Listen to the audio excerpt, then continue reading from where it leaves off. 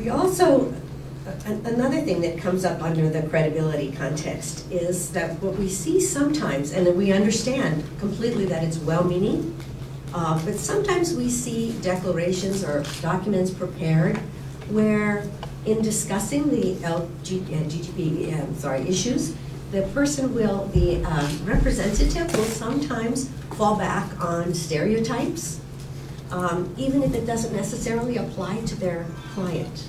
And we assume that's because they think that that's what we're looking for. We're looking for the stereotypical issues. And in fact, the asylum officers are not trained that way. They are trained to look for the differences, because they're trained to look at case by case, not at a generalization. So if that's something that you feel you want to do for your client, we would recommend that you don't. And just give us their story, because no two stories, as I'm sure you know, are alike. And we don't expect, there's no expectation that they would be. So that sometimes can get in the way of credibility if then your client feels that they have to support what it says in their declaration, and that may not be exactly correct. So we look for that too. The harms are, the list is long, and Neil went through quite a few of them. The death and criminal penalties. In our particular office, we see two groupings of harm primarily. One is rape and sexual violence, where folks are threaten other folks by their behavior, by who they are, and so they are harmed because of that, whether it's rape by, the saddest thing, of course, is the children who are raped by teenagers, the police. We see that probably most often. We also see beatings, torture, inhumane treatment from family members. Those are probably the two biggest categories of the cases that we see here in our office. And we do have the largest caseload of the 8 asylum offices. There are other issues: forced marriage, forced psychiatric treatment, and discrimination, harassment, economic harm. We see these, and sometimes they're a part of these other cases, but primarily we see the harm experienced as children, and then harm from family members. In the interview itself, a few folks have mentioned that it is sometimes difficult to speak about what has happened, or if they've come out in the U.S., or if they're feeling shame about their experience.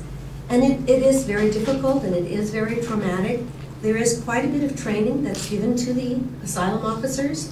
I can't tell you that 100% of asylum officers are going to be, that everyone is equally gifted in working with people and helping them through the interview, getting through the trauma. But there is quite a bit of training about that. There is also quite a bit of training about country conditions that Roy will go over with you. And officers are trained to accommodate the applicant. So if there's difficulty, if you need to stop, if your client needs to stop, if they need to gather themselves, if they perhaps can't continue their interview on that day, and they need to reschedule and come back on another day, we will work with them and accommodate them in those situations, because we understand how difficult it is. We hear, our whole lives is based on hearing very difficult stories from people. And although we get, we have to toughen up a little bit over time, we're there because we want to be there and we want to help. Again, I have my little practice point about preparing your client for the experience as well.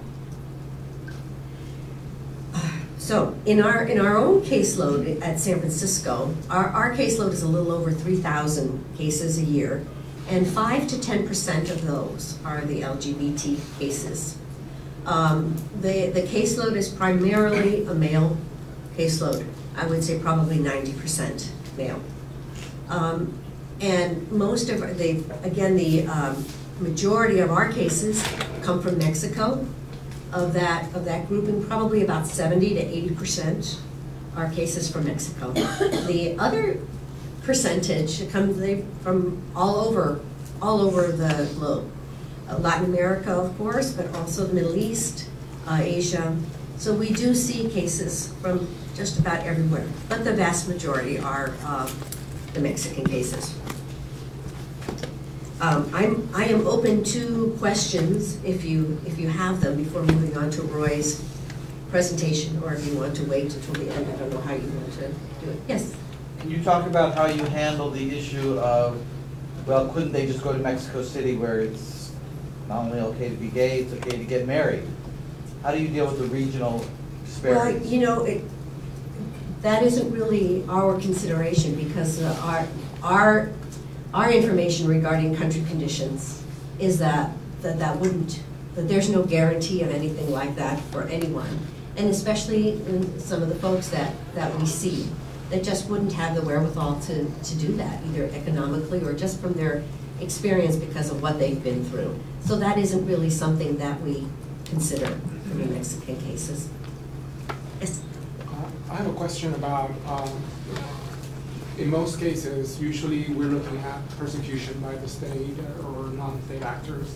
And in LGBT cases, you mentioned a little bit, you talked about the inability that many LGBT people have in getting education or work in their country. What percentage of the inability to do that, the economic part of your claim is valid in an asylum claim? Is that taken into account? The fact that the person cannot find a job, or the only jobs available will be for transgender people, for example, prostitution or that sort of thing. How much of that weighs into an application? That falls under discriminatory treatment. So it would, discrimination by itself is usually not sufficient, but cumulatively it can be. So you would want to look at all areas of that person's life and how that's affected them. So it's very possible that you could have a successful claim.